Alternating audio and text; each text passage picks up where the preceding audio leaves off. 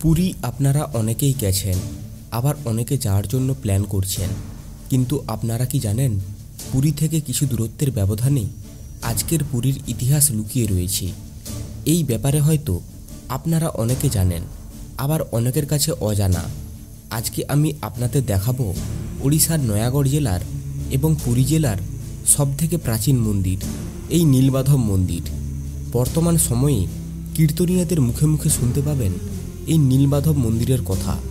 এই নীলমাধব মন্দিরের পেছনে কি ইতিহাস লুকিয়ে আছে সেটা তো আপনাদের বলবোই, আর তার সাথে বলবো নীলমাধব মন্দির আপনারা কিভাবে আসবেন। এই সমস্ত তথ্য আমি আপনাদের সামনে পরিষ্কার করে তুলে ধরব, যাতে আপনারা পরবর্তীকালে একটা সঠিক ট্যুর প্ল্যান করে এই নীলমাধব মন্দির ঘুরে যেতে পারেন এবং সাক্ষী হয়ে থাকুন সত্যযুগের এই মন্দির দর্শনে। ওড়িশার নয়াগড় জেলার কান্টিল্যতে রয়েছে এই নীলমাধব মন্দির। সবার প্রথমে বলি কিভাবে আসবেন এই মন্দিরে। পুরীর থেকে 120 কিলোমিটার দূরে অবস্থিত এই নীলমাধব ধাম। পুরী থেকে বাই রোডে আসতে সময় লাগবে প্রায় 3 থেকে 3.5 ঘন্টা। যদি পুরী থেকে ছোট গাড়ি ভাড়া করেন তাহলে প্রায় 2500 থেকে 3000 টাকা নেবে। আর বড় গাড়ি মানে ধরুন ট্রাভেলার টাইপের গাড়ি নিলে তাহলে ভাড়া পড়বে প্রায় 6 থেকে 7000 টাকা। আর ওড়িশা রাজ্যের রাজধানী ভুবনেশ্বর থেকে এই নীলমাধব ধামের দূরত্ব প্রায় 80 কিলোমিটার। আসতে সময় লাগবে প্রায় 2 থেকে 2.5 ঘন্টা। তবে ভুবনেশ্বর থেকে রেগুলার অনেক বাস চলাচল করে এই কান্টিল্যতে আসার জন্য। এছাড়াও প্রাইভেট কার বুক করেও আসতে পারেন। তবে যেসব দর্শক বন্ধু ট্রেনে করে এই নীলমাধব মন্দিরে আসার কথা ভাবছেন তাদের উদ্দেশ্যে বলবো ভুবনেশ্বরে নেমে যাওয়াটাই ভালো। এখান থেকে আপনারা লোকাল ট্রান্সপোর্টের সাথে সাথে লোকাল ট্রেনের অপশনও পেয়ে যাবেন। নীলমাধব মন্দিরের কাছে লোকাল রেলওয়ে স্টেশন হলো নয়াগড় টাউন। ভুবনেশ্বর থেকে রেগুলার 3টা লোকাল ট্রেন চলাচল করে এবং পুরী থেকে 1টি লোকাল ট্রেন চলাচল করে এই নয়াগড় টাউন আসার জন্য। তবে এই সমস্ত ট্রেনের ডিটেলস আমি আমার ডেসক্রিপশন বক্সে দিয়ে রাখলাম, চাইলে দেখে নিতে পারেন। আমি এখন বর্তমানে যেখানে দাঁড়িয়ে আছি এখান থেকে কিছুটা দূরেই রয়েছে নীলমাধব জিউর মন্দির। ওড়িশা রাজ্যের নয়াগড় জেলায় অবস্থিত এই কান্টিল্য গ্রামটি অনেক প্রাচীন গ্রাম। কুল গাছের কাঁটাতে এই স্থান ভর্তি থাকার জন্য এই জায়গাটার নাম রাখা হয় কান্টিল্য। এই কান্টিল্যের দুটো জিনিস খুব জনপ্রিয়। এক হলো প্রভু নীলমাধবজিউর মন্দির, অপরটি হলো এই কান্টিল্যতে বিখ্যাত কাঁসার বাসন পাওয়া যায়। আমি এখন প্রবেশ করছি মন্দিরের পশ্চিম প্রবেশ গেট দিয়ে। এই গেট দিয়ে মেন মন্দিরে প্রবেশের পূর্বে এই দিকে একটা অনেক পুরানো হনুমান মন্দির রয়েছে। এই হনুমান মন্দির পদ্মাদ্রি পাহাড়ে অবস্থিত। সত্যযুগের এই নীলমাধব মন্দিরে পুরাণকালে শ্রীকৃষ্ণের নাভি ছিল, যা এখন বর্তমানে পুরীর জগন্নাথ মন্দিরে রয়েছে। এখানে যে হনুমান মূর্তিটি দেখছেন এটা হলো হনুমানজির মনুষ্য রূপ। সব জায়গায় হনুমানজির বানর রূপ থাকে, কিন্তু এখানকার ভগবান নীলমাধব দেবতা থাকার জন্য এখানে ভক্তের রূপে মানে মূর্তি একাদশ স্তুতি হিসাবে হনুমানজির মনুষ্য শরীরী রূপ রয়েছে। সব জায়গায় হনুমানজির বাম হাতে গদা থাকে এবং ডান হাতে পর্বত বা অন্য কিছু থাকে, কিন্তু এখানে উল্টো রয়েছে। ডান হাতে গদা রয়েছে এবং বাম দিকে তুলসী মালা সহ রাম এবং সীতার জপ করছে, আর পায়ের নিচে শনি গ্রহকে দমন করেছেন। এখানে একটি গাছের নিচে হনুমান অবস্থান করেছিলেন, সেটা কেউ জানতেন না। ইন্দ্রদুম্ন রাজার পর সম্বলপুরের পূজারী প্রসন্ন পূজারীর ঘাড়ে যখন এই মন্দিরের দায়িত্ব আসে তখন এই হনুমান মন্দিরটি নির্মাণ করা হয়েছিল। মহানদীর তীরে অবস্থিত এই জায়গাটা পূর্বে ব্রহ্মাদ্রি পাহাড়ের একটি ছোট গুহার দ্বারা সূচনা হয়েছিল, যা আজ নয়াগড় জেলার কান্টিল্য নামে পরিচিত। এই নীলমাধব মন্দির সপ্তাহে প্রতিদিন সকাল 5টা থেকে রাত্রি 11টা পর্যন্ত খোলা থাকে। মহানদী কুয়ানোরিয়া এবং কুসুমি এই 3টি নদীর সঙ্গমস্থলে অবস্থিত এই নীলমাধব মন্দির। মহানদীর ডান দিকে দাঁড়িয়ে রয়েছে এই নীলমাধব মন্দির। এই 3টা নদীর মিলনস্থলকে ওড়িশার ত্রিবেণী সঙ্গমও বলা হয়ে থাকে। তবে এই মন্দির থেকে আপনারা এই ওড়িশা ত্রিবেণী সঙ্গমের একটা অপূর্ব সৌন্দর্য উপভোগ করতে পারবেন। এই মন্দিরেও পুরীর জগন্নাথ মন্দিরের মতো 3টি চূড়া রয়েছে, যেগুলো সপ্ত রজ এবং তমগুণকে চিহ্নিত করে। আর সপ্তগুণে মূল মন্দিরটি রয়েছে, মানে সপ্তগুণে ভগবান নীলমাধব বিরাজমান। তবে মন্দিরটা কিন্তু পুরো জগন্নাথ দেবের মন্দিরের অনুকরণে নির্মিত। নীলমাধব হল হিন্দু সাহিত্যের বিষ্ণু ও কৃষ্ণের একটি রূপ, যার উৎপত্তি ওড়িয়া ঐতিহ্য থেকে। এই মন্দিরটিতে প্রধানত 4টি প্রবেশ গেট রয়েছে। আমি যেমন পশ্চিম গেট দিয়ে প্রবেশ করেছি, ঠিক তেমনি উত্তর, দক্ষিণ এবং পূর্বে একটি করে প্রবেশদ্বার রয়েছে এই মন্দিরে প্রবেশ করার জন্য। এই প্রবেশদ্বারগুলি ধর্ম, অর্থ, কাম এবং মোক্ষকে নির্দেশ করে তৈরি করা হয়। প্রয়াগের ত্রিবেণী সঙ্গমে যেমন বেণীমাধব রয়েছে, ঠিক তেমনি ওড়িশা ত্রিবেণী সঙ্গমে নীলমাধব রয়েছে। আপনারা বছরের যে কোনো সময়ে এই মন্দিরে এসে দর্শন করে যেতে পারেন।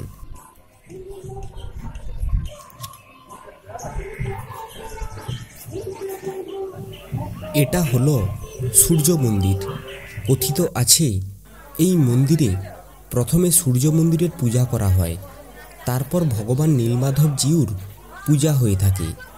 মূল নীলমাধব মন্দিরে প্রবেশের আগে আপনারা প্রদীপ জ্বালিয়ে মনের ইচ্ছা জানাতে পারেন এবং তার পাশে অনেক দোকান রয়েছে পুজোর সরঞ্জাম কেনার জন্য।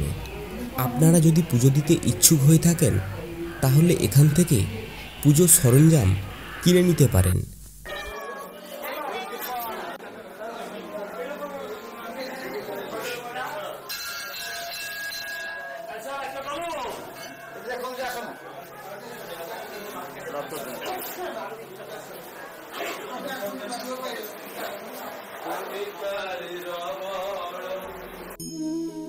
এটাই হলো ভগবান নীলমাধবের মূল মূর্তি।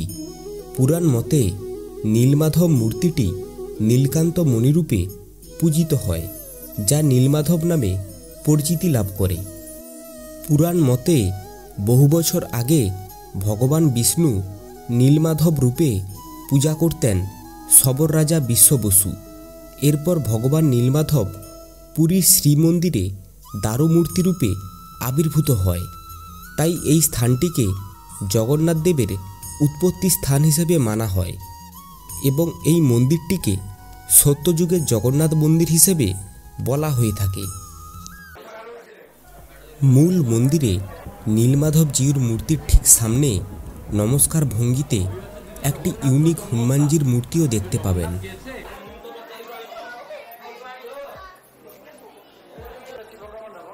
নীলমাধব কিভাবে স্থাপিত হয়েছিল সেটা একটু বলে রাখি।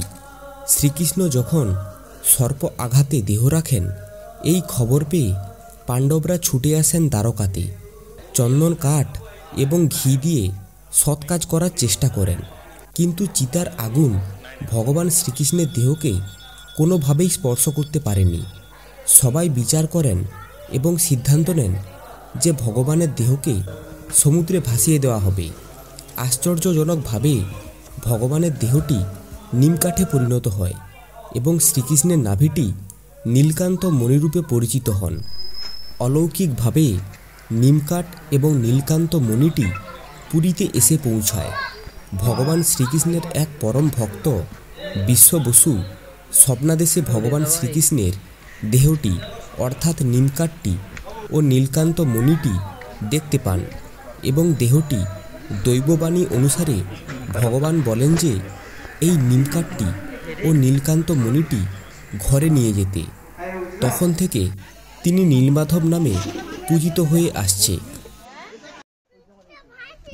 মন্দিরে প্রবেশের পূর্বে আমরা যে হনুমান মন্দির দেখে এসেছি ওটা যেমন পদ্মাদ্রি পাহাড়ে অবস্থিত, ঠিক তেমনি এই নীলমাধব মন্দির ব্রহ্মাদ্রি পাহাড়ে অবস্থিত। পুরীর জগন্নাথ মন্দিরের তৈরির অনেক আগে এই নীলমাধব মন্দির তৈরি করা হয়েছিল। নীলমাধব মন্দিরের নামকরণের পেছনে একটা বিশেষ কারণ রয়েছে, সেটা একটু বলে রাখি আপনাদের।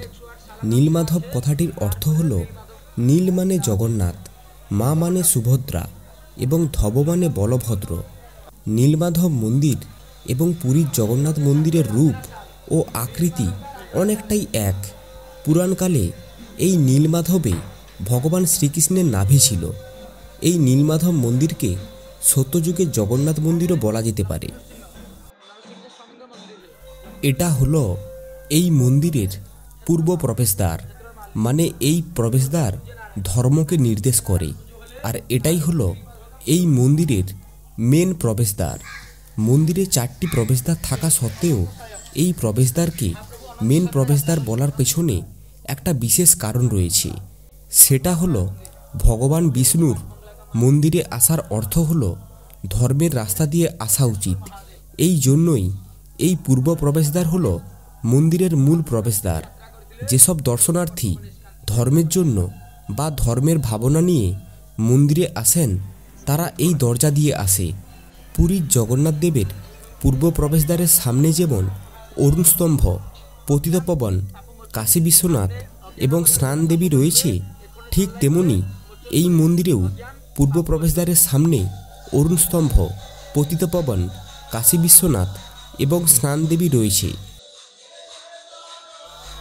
এই মন্দির তৈরির পেছনে একটা অতি প্রাচীন ইতিহাস লুকিয়ে রয়েছে। পুরাণ অনুসারে অবন্তীর রাজা ইন্দ্রদ্যুম্ন নীলমাধবের দেবতাকে পূজা করার জন্য আগ্রহী হয়ে ওঠেন। তিনি নীলগিরি অঞ্চলে দেবতার মূর্তিটি স্থাপন করবেন বলে এই জায়গাটা শনাক্তকরণ করতে তার রাজকীয় পুরোহিতের ছোট ভাইকে বা কখনো কখনো একজন মন্ত্রী বিদ্যাপতিকে পাঠিয়েছিলেন এই জায়গায়।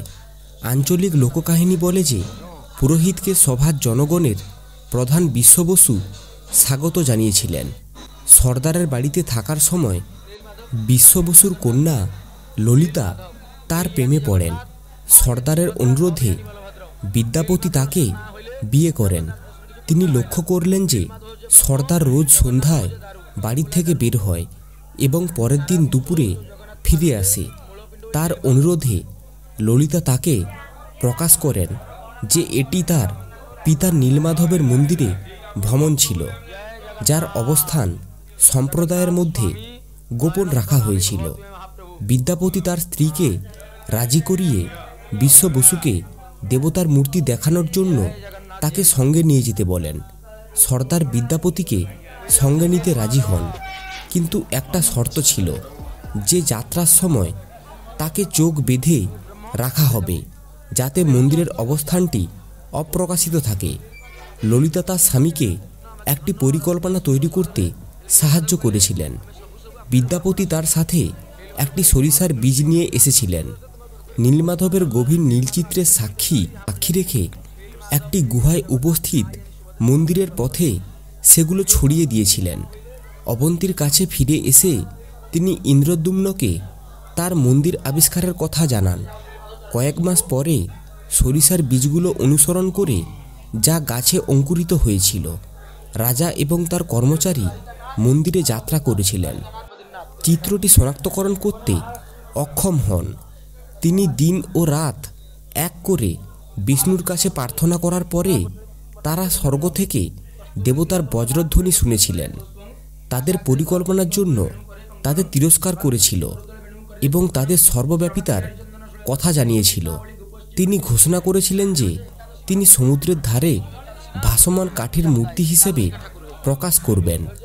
তিনি তাদের উপাসনার জন্য সমুদ্রের ধারে দাঁড়িয়ে থাকা পাহাড়ের উপরে একটি নতুন মন্দির নির্মাণের নির্দেশ দেন। স্কন্দপুরাণে বিদ্যাপতি যখন রাজাকে মন্দিরের স্থান সম্পর্কে অবহিত করে ফিরে আসেন, তখন প্রচণ্ড ঝড়ে নীলমাধবের মূর্তিটি বালির নিচে চাপা পড়ে যায়। রাজা ইন্দ্রদ্যুম্ন তার সর্বোত্তম প্রচেষ্টা সত্ত্বেও রাজা ছবিটিকে শনাক্তকরণ করতে অক্ষম হন। ঋষি দেবতা নারদের পরামর্শে ইন্দ্রদ্যুম্ন একটি নতুন মন্দির নির্মাণ করেন এবং সেই স্থানে 1000 অশ্বমেধ দ্বারা যজ্ঞ সম্পন্ন করেন। একটি ঐশ্বরিক স্বপ্নের আকারে নির্দেশনা পেয়ে সমুদ্রে ভাসমান একটি বড় গাছ কেটে এই মন্দিরের 3টি কাঠের মূর্তি তৈরি করতে ব্যবহৃত করা হয়েছিল। জগন্নাথ, বলরাম এবং সুভদ্রার মন্দির উদ্বোধনের জন্য ব্রহ্মাকে আমন্ত্রণ জানাতে রাজা ব্রহ্মলোকে যান। সময়ের সাথে সাথে গালা নামে একজন রাজা নিজেকে মন্দিরের প্রকৃত স্থপতি বলে দাবি করেন, কিন্তু ইন্দ্রদ্যুম্ন পৃথিবীতে ফিরে আসার সাথে সাথে তিনি এই দাবি প্রত্যাহার করে নেন। ব্রহ্মা মন্দির উদ্বোধন করার পর ইন্দ্রদ্যুম্ন ব্রহ্মলোকে ফিরে আসেন। গালাকে জায়গাটি রক্ষণাবেক্ষণের দায়িত্ব দেন। এখানকার পণ্ডাদের মতে ভগবান নীলমাধব ভগবান জগন্নাথের সাধনায় কেন্দ্রীয় অবস্থানে আছেন। এমনকি এখনও পুরী জগন্নাথ দেবের মন্দিরে লক্ষ্মী মন্দিরের ডান দিকে ভগবান নীলমাধব মন্দিরের অবস্থান রয়েছে। পুরীর জগন্নাথ দেবের মন্দিরে যেমন 4টি প্রবেশদ্বারের 4টি আলাদা আলাদা রূপ রয়েছে, ঠিক তেমনি এখানেও যে 4টি দরজা রয়েছে তাদেরও আলাদা আলাদা রূপ রয়েছে। সেগুলো একটু বলে রাখি কোন দরজার কী রূপ রয়েছে। পূর্ব দরজাকে ধর্ম, দক্ষিণ দরজাকে অর্থ, পশ্চিম দরজাকে কাম এবং উত্তর দরজাকে মোক্ষ দরজার রূপ দেওয়া হয়েছে। এই নীলমাধবজিউর মন্দিরে নীলমাধব দেবতার সাথে সাথে কাশী বিশ্বনাথ, মা বিমলা, মা লক্ষ্মী, জগন্নাথ, বলভদ্র, সুভদ্রা এবং রোহিণী দেবদেবীরও পূজা হয়ে থাকে। এই জায়গার নাম কান্টিল্য থাকার পেছনে আরও একটি বিশেষ কারণ লুকিয়ে রয়েছে। যখন বিশ্ব বসু ভগবান নীলমাধবের পুজো করত, তখন থেকে বিশ্ব বসুর মনে আভাস আসতে থাকে কেউ যদি ভগবানকে এখানে দেখে নেয় তাহলে ভগবান নীলমাধবকে এখান থেকে নিয়ে চলে যাবেন। এই ভয়ে বিশ্ব বসু এই জায়গাটাকে কাঁটা দিয়ে ঘিরে রেখেছিল। এই জন্যই এই জায়গার নাম কান্টিল্য রাখা হয়। এটা একটা ছোট কুণ্ড। এই কুণ্ডে সবসময় জল ভর্তি থাকত। এই কুণ্ডের জল দিয়েই বিশ্ব বসু নীলমাধবজিউ সেবা করতেন। এটা হলো নীলমাধব দেবতার পায়ের ছাপ। একটু ভালো করে লক্ষ্য করলে দেখতে পাবেন এই পায়ের ছাপের মধ্যে বিষ্ণু দেবতার 18তম পদচিহ্ন এবং লক্ষ্মী দেবীর 19তম পদচিহ্ন রয়েছে। যারা ভবিষ্যতে পুরী আসার জন্য প্ল্যান করছেন তারা কিন্তু অবশ্যই এই জায়গাটা সময় করে ঘুরে যেতে পারেন। এই মন্দিরের ইতিহাস আরও গভীরভাবে জানতে চাইলে এখানে গাইড করার জন্য অনেক পণ্ডা পেয়ে যাবেন। আপনারা চাইলে তাদের কাছ থেকেও শুনে নিতে পারেন। এই যে জগন্নাথ, বলরাম এবং সুভদ্রার মূর্তিটি দেখতে পাচ্ছেন, 2015 সালে মহাপ্রভু জগন্নাথ দেবের একটা মুখ্য সেবা প্রচলিত হয়। নীলমাধব দেবতার কৃপায় 2015 সালে মহাপ্রভু এখানে স্থাপন করা হয়। তবে যেই রকম পুরীর জগন্নাথ মন্দিরে লীলা হয়ে থাকে, যেই রকম ক্রিয়াকর্ম হয়ে থাকে, তদনুরূপ এই মন্দিরেও হয়ে থাকে এবং জগন্নাথ দেবের স্বরূপ হিসাবে এই মন্দিরে বিরাজমান। আমার সকল দর্শক বন্ধুদের উদ্দেশ্যে একটা বিশেষ অনুরোধ, যারা আমার ভিডিও প্রতিনিয়ত দেখেন বা দেখছেন, দয়া করে তারা একটু কমেন্ট করে জানাবেন আমার ভিডিও তাদের কেমন লাগে এবং ভিডিওতে কি কি ভুল ত্রুটি রয়েছে সেই সমস্ত কিছুও কমেন্ট করে জানালে বিশেষ উপকৃত হব।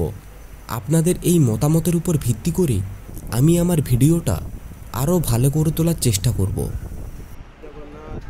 এই মন্দিরে ভোগ দেওয়া হয়ে থাকে। মন্দিরে ভোগ দেওয়ার সময় হলো সকাল 11টা থেকে বিকেল 4টা। এই যে শিবলিঙ্গটি দেখছেন, এটা অন্যান্য শিবলিঙ্গের থেকে একটু আলাদা। আপনি সারা বিশ্বে যত শিবলিঙ্গ দেখবেন, প্রত্যেক শিবলিঙ্গের সাথে হারানি পার্বতী এবং শিবলিঙ্গ মিলিত অবস্থায় দেখতে পাবেন, কিন্তু এখানে আলাদা আলাদা রয়েছে। আর এই দুটোর মাঝে যে ফাঁক রয়েছে, এটাকে বলে পাতাল ফাঁক। এই শিবলিঙ্গটি এই রকম থাকার পিছনে একটা বিশেষ কারণ রয়েছে। ব্রহ্মা মহাপ্রভু এই নীলমাধব প্রতিষ্ঠা করার পর এই জায়গায় ব্রহ্মছিদ্র তৈরি করেছিলেন। স্বয়ং ব্রহ্মা নীলমাধব রূপে এখানে বিরাজমান। মহাদেব সবসময় জলাভিষেক ব্যবস্থায় থাকার জন্য, সূর্যের উত্তর এবং দক্ষিণায়নের জন্য শিবজির একটা ঢলন শক্তি থাকে। নীলমাধবের পাদদেশে যে গঙ্গা প্রবাহিত হয়, ওই জল প্রবাহিত হয়ে এই শিবলিঙ্গের কাছে আসে, যাকে পাতাল গঙ্গা বলা হয়। আর এখানে যত জল আসতে থাকে, পুরো জল পাতালগামী হয়ে যেত। সেই জন্যই এই জায়গাটাতে এই রকম ফাঁকের সৃষ্টি হয়েছে। এই নীলমাধব জিউ মূল মন্দির ছাড়াও এর পাশাপাশি আরও অনেক দেবদেবীর ছোট ছোট মন্দির রয়েছে। সেই সমস্ত দেবদেবীর সম্পর্কে জানতে হলে আপনাদের এই জায়গাটা একবার অবশ্যই ঘুরে যেতে হবে। যেহেতু মহানদীর কূলে এই নীলমাধব জিউর মন্দির রয়েছে, তাই এই মন্দির থেকেও আপনারা মহানদীর দর্শন পাবেন। তবে মহানদীর পাড়ে যাবার জন্য এই মন্দিরের একটি বিশেষ প্রবেশ গেট রয়েছে, তবে আমরা ওখানে যাব সবার শেষে। এখন আমি রয়েছি মন্দিরের উত্তর প্রবেশদ্বারে, মানে মুখ্য প্রবেশদ্বারে। এই প্রবেশদ্বারের মধ্য দিয়েই আপনারা মহানদীর পাড়ে যেতে পারবেন। আর এই মন্দিরের রাজারা প্রবেশ করত মন্দিরের দক্ষিণ প্রবেশদ্বার দিয়ে। এই মুখ্য প্রবেশদ্বার দিয়ে সাধু সন্ত, মানে যারা 7 জন্ম পর্যন্ত জীবিত থাকে, যেমন বিভীষণ আর যে সকল সাধু সন্ন্যাসীগণ রয়েছেন, তারা এই রাস্তা দিয়ে আসে নীলমাধবের দর্শনের জন্য। এই উত্তর প্রবেশদ্বারের সিঁড়ি দিয়ে নিচে নেমে মহানদীর পাড়ে যাবার পূর্বে একটা মিউজিয়াম রয়েছে, চাইলে আপনারা দেখে নিতে পারেন। এই মিউজিয়ামের ভেতরে ঢোকার জন্য প্রবেশ মূল্য রয়েছে মাত্র 5 টাকা।